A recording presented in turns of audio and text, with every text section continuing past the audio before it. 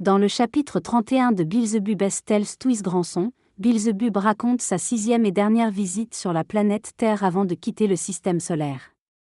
Il explique qu'il a observé les êtres à 3 centres présents sur la planète, notamment leur propension à la destruction mutuelle. Il a été intrigué par une nouvelle méthode de destruction qu'il n'avait jamais vue auparavant, et qui ne pouvait pas être expliquée par ses connaissances antérieures. Il en conclut que cette inclinaison à la destruction a été acquise par ces êtres au fil des siècles, en raison des conditions anormales de leur existence. Malgré une réticence initiale, ces êtres sont finalement entraînés dans un cycle de destruction incontrôlable, où le nombre de victimes ne cesse d'augmenter. Il est question de l'expérience d'un être venu de Mars sur la planète Terre pour comprendre la psyché des humains.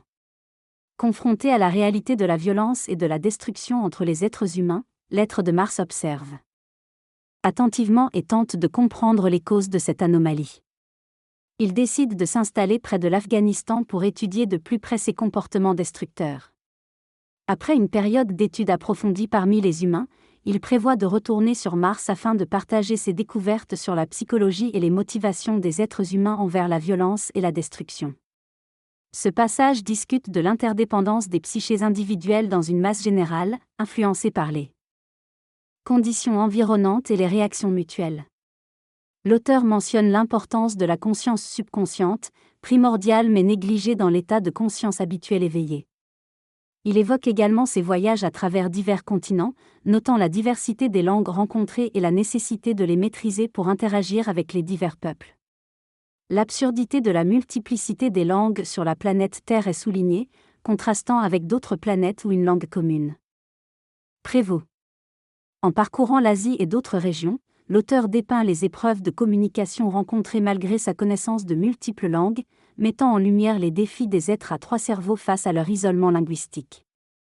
Après que des représentants de différentes communautés solides contemporaines se soient réunis pour choisir une langue commune pour la planète, ils ont rencontré des dissensions. Ils ont envisagé les langues anciennes du grec et du latin ainsi que l'espéranto récemment créé, mais aucun choix n'a pu être fait. Le latin était jugé trop limité en termes de vocabulaire, tandis que le grec, bien que riche en termes, était parlé par une communauté grecque contemporaine plus petite et moins puissante.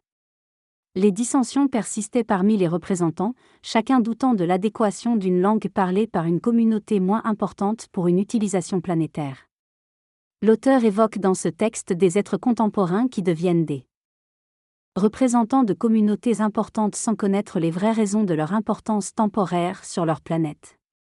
Il souligne que cette importance dépend en réalité de l'harmonie du mouvement du système solaire et des vibrations générées par les radiations ou les processus sacrés en cours. Les représentants proposent une langue planétaire commune, l'espéranto, mais réalisent qu'une langue pratique ne peut être créée que sur des siècles et ne voient pas l'utilité immédiate de ce langage. R se trouve confronté à la difficulté de comprendre les profondeurs cachées de la psyché des habitants de la planète, car ceux-ci ont perdu leur capacité à être sincères, même envers eux-mêmes. Cette perte de sincérité est due à des perturbations dans la coordination de leur psyché commune, créant des obstacles à la manifestation de sentiments comme le remords ou la conscience. On constate ainsi une dégradation progressive des êtres à 3 cerveaux, dont les manifestations intérieures et extérieures deviennent de moins en moins adaptées à leur nature. Dans ce texte, il est question de la naissance de ce qui est décrit comme le remords de soi chez les êtres à 3 cerveaux, qui conduit à la suppression de la critique interne.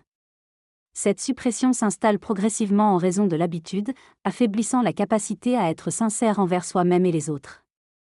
Les individus se voient assigner des castes et classes, ce qui génère des comportements faux tels que l'arrogance ou l'autodépréciation en fonction de la caste à laquelle on appartient. Cette division sociale conduit à une perte de sincérité même au sein des castes, érodant l'individualité des individus. Le narrateur, dans le but d'observer et comprendre ces phénomènes, choisit de devenir médecin parmi ces êtres, pour faciliter l'établissement de relations sincères. Il explique également comment les médecins et les erkers jouent des rôles importants dans cette société, chacun offrant des possibilités